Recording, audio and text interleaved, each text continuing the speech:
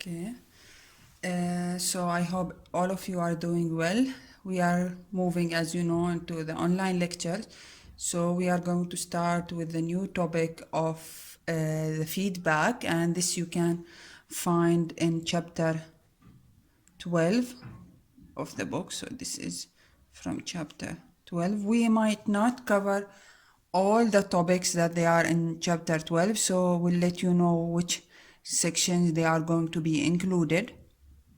So as you know, the might have covered it in the control course. The feedback, they are very important concepts that can be used in different type of applications and systems. And here we are mainly interested in the integrated circuits application. If we just look at the generic block diagram of a feedback system, we have here the feed forward system, and we have a sensing network that gives me the feedback, and here the summation point. Mainly we will be interested in a negative feedbacks, and however the positive feedbacks have their own application, for examples in the oscillators, but we are not going to talk about them in this course. So we will be mainly concerned with the negative feedback circuits. So if we want to analyze this, we have here the feed forward network feed.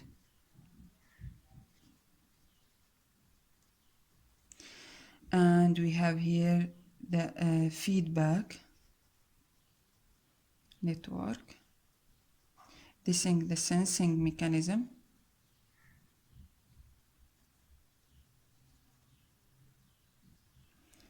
And we have here summation or subtraction point. Okay. If we want to now write the transfer function of this network, we can easily do it as this. So at this point, we let's call this point as x of f. That is the coming from the feedback. So we have x minus x of f, all of this multiplied with a1. This will give me the y output. This is our output. So this is the output, and this is the input. Okay, so we can now simplify it by knowing that x of f is just k multiplied with the y, and k is the feedback factor. So now we can replace x of f here with its relation k times y. So we have y equals x minus k times y, all of this multiplied with a1. So now we can take the y terms into the other side. Y minus k a1 times y equals a1 times x. So now we can take y as a common factor. 1 plus k a1 equals to a1 times x. If I want to write the transfer function, y over x equals to a1 over 1 plus k times a1. Now this is very important relation that we have reached to it here, and this is the transfer function of our network. Now this is, we call it the closed loop gain as well. Why it's a closed loop gain? Because we are closing the loop. The loop is closed. What about when we open the loop? So opening the loop means that we don't have this feedback factor. We break this loop here. So we just have the feed forward part is working and there is no feedback there. So assume that this part here down is eliminated from the circuit. So we will just have x multiplied with a1 equals to y. So y over x will be, so if we write it just simply here on this side, so if this is the open loop case, we will just have y equals a1 times x. So y over x equals to A1. So we have two transfer functions that we like to compare here. We have this one, and this is the open loop, and this one down here is the closed loop. If we want to compare the gain of both sides,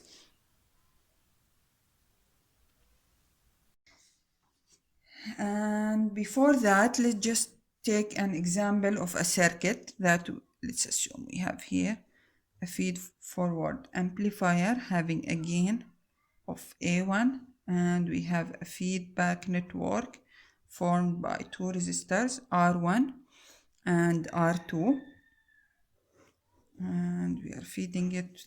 You can see we are feeding back to the negative side of the amplifier. So this is the way that we are doing the summation here. We will discuss this also in the detail when we will talk about the op-amp circuits.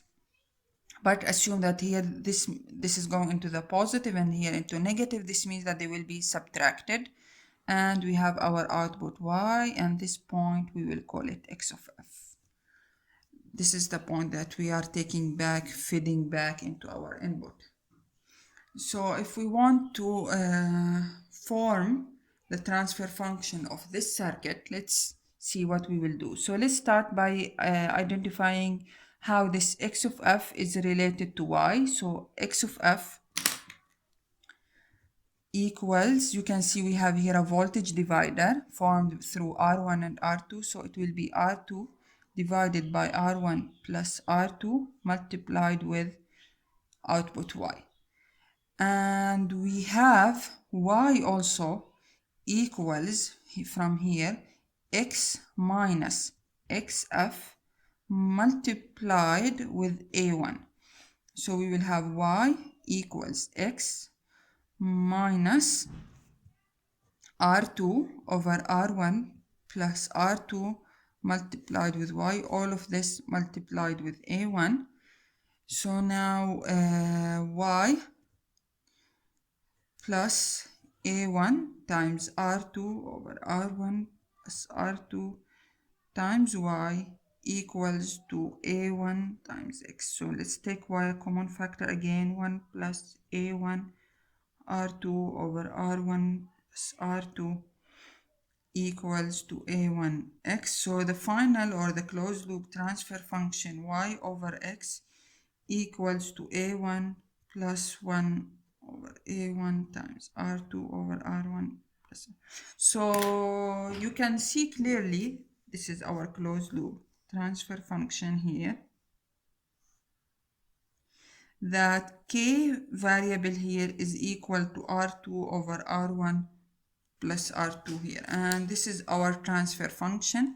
So the open loop transfer function or the gain is A1, while when we close the loop, this resistor networks gives us a feedback component back into the input, and this is the closed loop transfer function.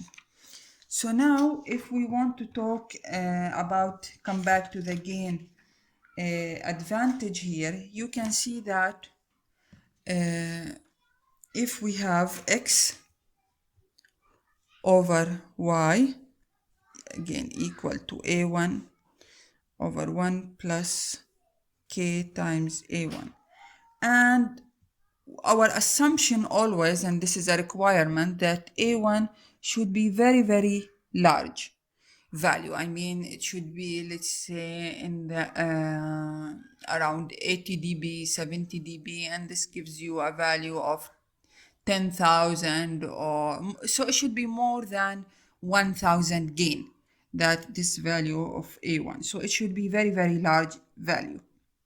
So when this is very large, this makes that k times A1 is also much greater than 1. Now, giving those two into consideration, we get x over y is equal to A1 over k times A1. So we are ignoring the one that is here because I mean, k times a1 is much larger than 1, so adding a 1 to it won't make any difference. So this is almost also equal to 1 over k. So we can see that our closed loop transfer function, which, sorry, I did a mistake here, this is y over x. Y over x is equal to 1 over k. And this is very important note to see here. It's almost equal to. So this tells us that when we close the feedback that we shown here, when we close the feedback, the gain of the entire networks will not anymore depend on the feed forward gain or the open loop gain. It will depend on the feedback factor K. So that's very important notes, because we will see that it has multiple advantages for us. One of them is that the open loop gain, typically they are one of the amplifiers that we have discussed before, such as mainly the differential amplifier that has the two inputs, if you remember. So the gain there, they were GM, R out in that order. So the GM and the R out, they are going to basically depend on the fabrication process, and they might vary. So if you design it, let's say for 1000, you might get 900. So they vary significantly. While when we will see that this feedback network is dependent on the feedback network, so the closed loop, again, if we just pull up this example again, we can see that our K here is dependent on a ratio of resistors. And typically in the fabrication process, these ratios are very accurate. I mean, you can get 0.1% of mismatch, or so typically you get a very constant or a very stable gain from getting from these feedback networks. That's why we lose gain by closing the feedback, but we get a more stable gain, and that's really important in many applications. For example, in analog to digital converters, you really need precise gains, such as gains of 2, and some of them like the two-step ADC and many other types of the ADCs. So this is a main advantage of the feedback. Now we will see what other more advantages of the feedback that we will have. But before going into that, we need to define one more important parameter of any feedback system, and that's what we call it, the loop gain. Now, if we have, so let's talk about the loop gain.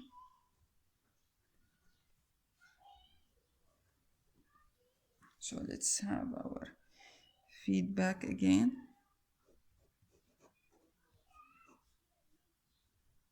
It's output 1, we have K here, coming back, and we have our. So another definition or something feature of the feedback system, it's what we call it the loop gain. And the loop gain, basically you get it by shorting the input. So we make the short, input is short, and we break the feedback at any point you like. So let's assume this is A1, and we call this N. So we are breaking it from here, and we have another variable M that is going into K, and it's fed back here.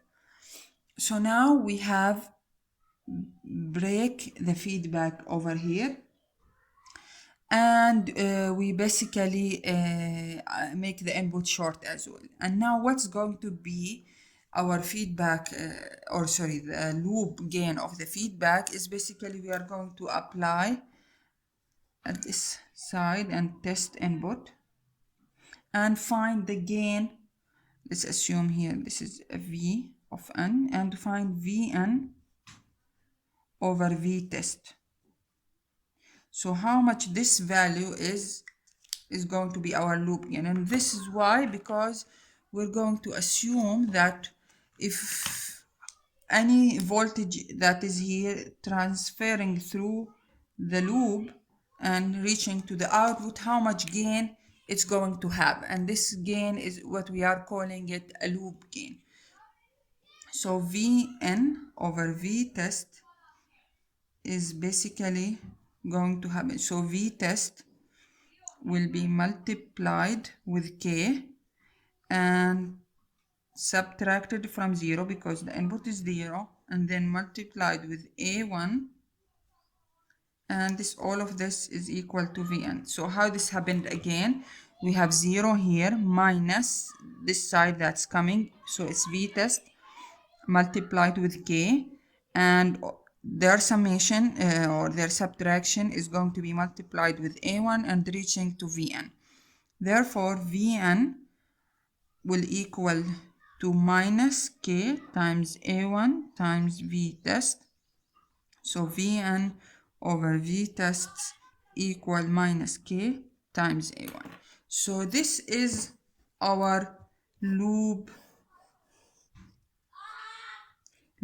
gain of this feedback network, and we would like to have this value to be as large as possible. So we want also this value to be much greater than 1 in order to have a stable operation of the amplifier. So that means our closed loop gain, the assumption that we have made here, remains valid. Therefore, we want this K times A1 to be very large. Okay, so now after discussing this, we can look into what's going to happen into the bandwidth of our system by closing the feedback. So initially we had our open loop system, assuming that we have a single dominant pole. It's going to be the open, so this is the open loop transfer function. So it's, let's say, the DC gain divided by 1 over S omega 0, where omega 0 is our dominant pole and it's our open loop bandwidth. So this is the 3 dB bandwidth of our system. Open loop, we must clarify that this is an open loop. We assume that if there are any other poles, they are at very high frequency, that they are not mattering for us here. So we will just consider that there is only one dominant pole and the other, they are at very high frequencies. So now so this 3 dB bandwidth of the open loop system, the open loop circuit. Now what is going to happen when we will close the loop? How this is going to be affected? So again, we will write our transfer function so quickly. Y over X is going to be, the original one was A1, divided by 1 plus KA1. So now this A1, I will replace it with A1 of S. So I will have A0 divided by 1 over S over omega 0 divided by 1 plus K times A0 over 1 plus S over omega 0. Now let's do some rearrangement so we get rid from this in the denominator here. So we will have A0 divided by 1 plus K times A0 plus S over omega 0, and if I take divide both up and down by 1 plus K A0, now you will see why I'm doing all of this.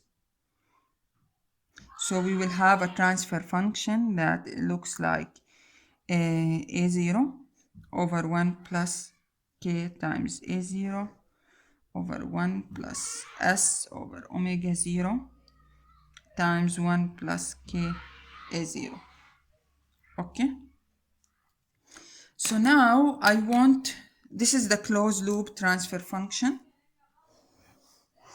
This is y over x of s, and this was the open loop transfer function as we have identified here. So now we want to compare both of them. So the gain here, gain was, this is the gain A0, and omega 0 was the bandwidth. Okay, now let's make a comparison here. Now this is our gain, as we also have seen from before. What happens to our bandwidth? So now our bandwidth is omega 0 multiplied with 1 plus k A0. So this is our new bandwidth. So what happened to it? Our bandwidth has increased by a factor of 1 plus k times A0.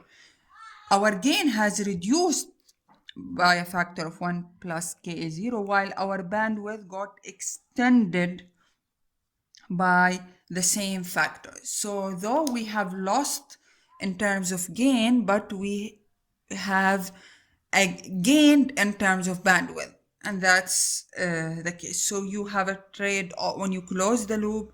Either you have a kind of a trade-off between how much you can get still good gain and smaller bandwidth, or you get a smaller gain and a larger bandwidth. So that is going to depend on your application, and therefore the choice of your network will factor, which is k, is going to decide this for you.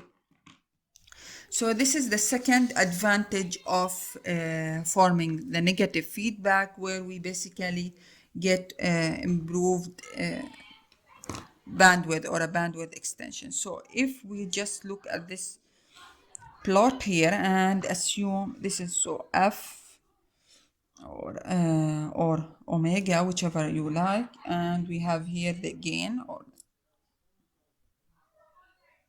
the amplitude of the transfer function. So in the open loop case, we have a gain of A0 and we have an omega 0 bandwidth, and then it will start to decay. Now, when we close the loop, we will have a gain of A0 divided by 1 times K A0, while our bandwidth will be omega 0 times 1 plus K A0. So you can see that we have lost in terms of gain, but we got a bandwidth extension. So our bandwidth has moved till here, and our gain has went down from up here down to 1 by a factor of 1 plus k0. So, okay, now let's take a couple of examples about what we have discussed so far.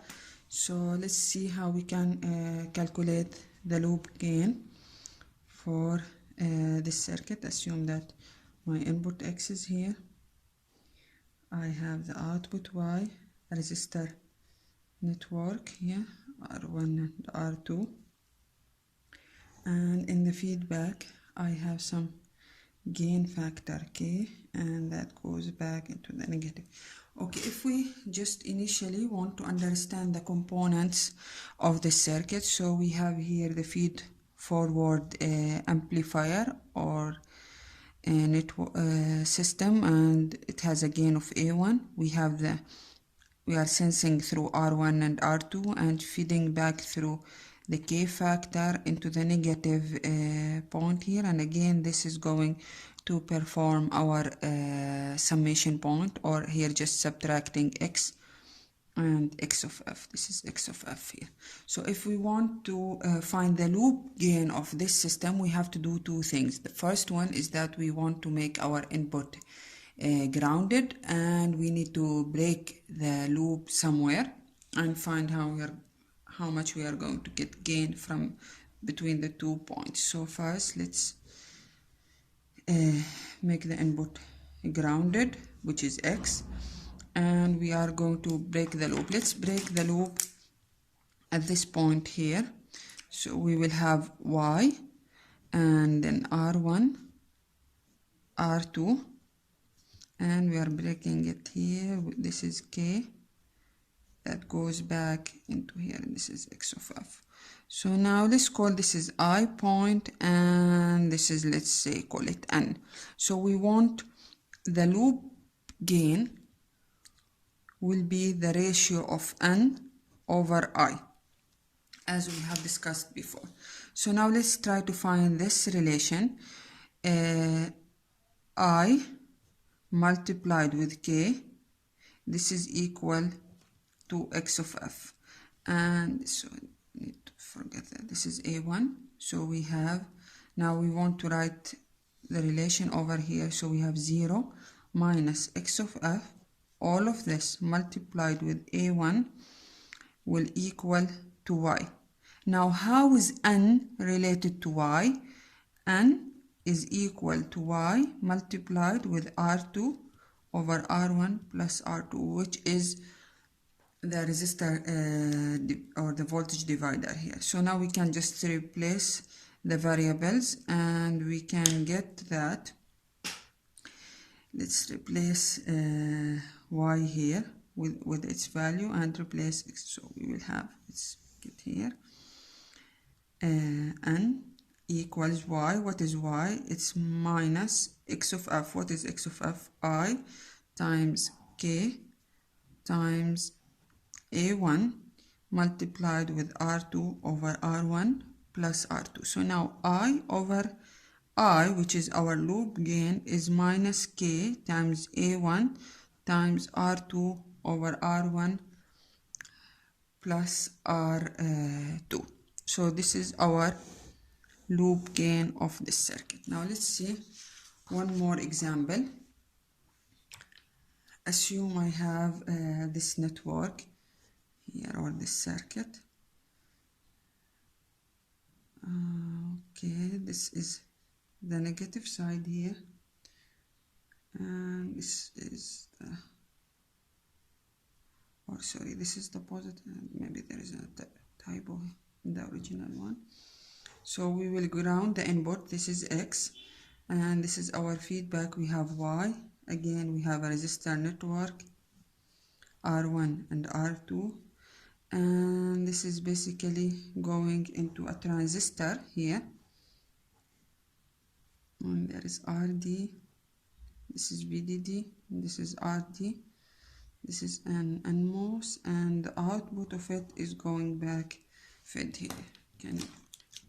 So this is our X of F, and you can see this is the feedback. So now, how this is different from the previous example, this part here, the common source stage, is the replacement of K. So simply, if you just replace K with the gain of this common source stage, we will get the same thing. So this is a GM RD. If you want to add in parallel with R out, it's okay if they are not telling any information about the lambda of this transistor here. Okay, so we can do exactly the similar steps of what we have done before. We can break the loop here, break it, and call this point I and this point as N, and again find the loop gain is equal to N over I. Every step will be the same, except that the value of K has been replaced with the gain of this common source stage, which is equal to it's a minus GM times RD. Okay, so now we want basically to see the effect of the feedback on the input and the output impedance of our circuit. Now, generally we know if it was an open loop that we have the input Rn is equal to 1 over GM. Why is that? Because we are looking up from the input side up into the source of the amplifier. So our R input is 1 over GM, while the R out is equal to RD. And again, this is because if there was no feedback, it will be RD in parallel with the R1 plus R2, but they are significantly larger than our RD. So no need to take care of it. Now this is for the open loop case. Open loop case. What about what happens when we close the loop of our amplifier? Now we need to go back into our standard way of finding the input and the output impedance by applying an external source and zero the other sources. So let's go back to the circuit and draw the new model.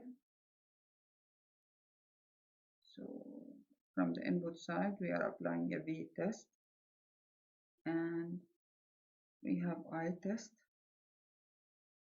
and this is R2 and R1, and this is the V out. So now again, since we assumed that R1 plus R2 is much larger than RD, we will assume that this IT current, which is similar to the current that is here, will go mostly into the RD. In this assumption, just to make our life easier. So first, IT is equal to GM times VGS, and VGS is equal to VG minus VT, and also VG is equal to V out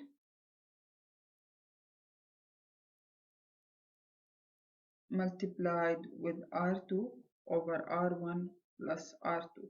Now what is this V out here? V out, again, since we assumed now in the small signal model this VDD will be replaced with a ground. So we have a current here going IT.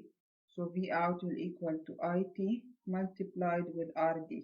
So let's replace V out here. So we have VG equals IT times RD times R2 over R1 plus R2. Now we go back here and in the VGS, so IT equals GM, VG is this relation that we have gotten here. So it's IT multiplied with RD times R2 over R1 plus R2 minus VT. Now again we need to remember that our input impedance is equal to VT divided by IT. Now let's do a little rearrangement. We will get that VT over IT after all the simplification is equal to 1 over GM times 1 plus R2 over R1 plus R2 times GM RD. And let's analyze this closely. So 1 over GM is our original or open loop input impedance. This is star means for the open loop. And 1 plus R2 over R1 plus R2 is our K. And GM RD, this part here, is our open loop gain. So you can see now the closed loop impedance is equal to the input impedance in the open loop case multiplied by the factor of 1 plus Ka1. You can see how important this factor 1 plus times K multiplied with the A1, where again A1 is the open loop gain. You can see that it's very important factor that we are seeing it multiplied over and over. Now we can see from here that again our input impedance has been multiplied or increased by this factor 1 plus K times A1. Now let's see what's going to happen for the output impedance. And again we need to draw the small signal model for that. So this is RD. Now we will replace the input side with the ground, and we have here R1 and R2. And from this side, we are applying the V test with again I test. Here also we are assuming that most of the current will be going through the RD component. So let's write VGS is equal only to this VG because VS is 0. So this point has a voltage of VT. So again a voltage divider here, it will be R2 over R1 plus R2 times VT. And ID, the current that is basically here, ID is equal to GM multiplied with the VGS. Is equal to GM times R2 over R1 plus R2 times VT. Now since we know that R1 plus R2 is much greater than RD, then IT here we are calling it, equals to ID plus VT divided by RD. So this voltage here is VT. So the current that is going up in this direction is basically RD, let's call it, and it's equal to VT, this node the voltage at this point here, VT divided by RD. Again, this is going to be a ground in the small signal model, as we know. Therefore, the current IT is basically going to be divided into two components. We can assume that the ID is going into this direction down and IRD is up here. So IT,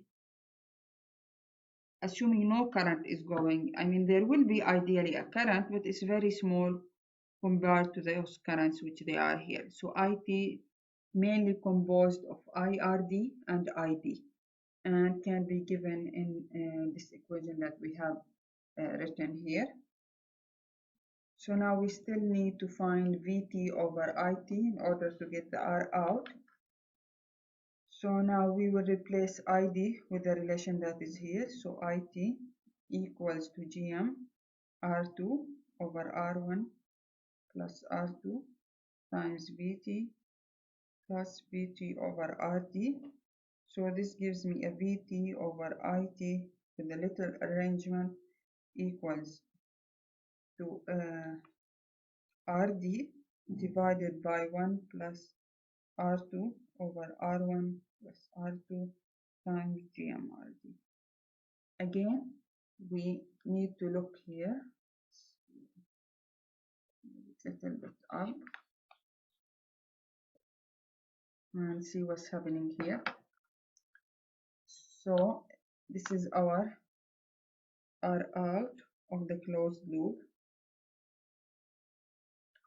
and this is RD is the R out of the open loop. Again, we agreed on R2 over R1 plus R2. This is a K, and this is our A1, the open loop. So it is R out open loop divided by 1 plus K times A1. Again, the same magical factor is coming here, where basically we are dividing our output impedance on the open loop case with the same factor of 1 plus KA1. So it was our input impedance has been increased by the same factor 1 plus K times A1, while our output impedance has been reduced by the same factor.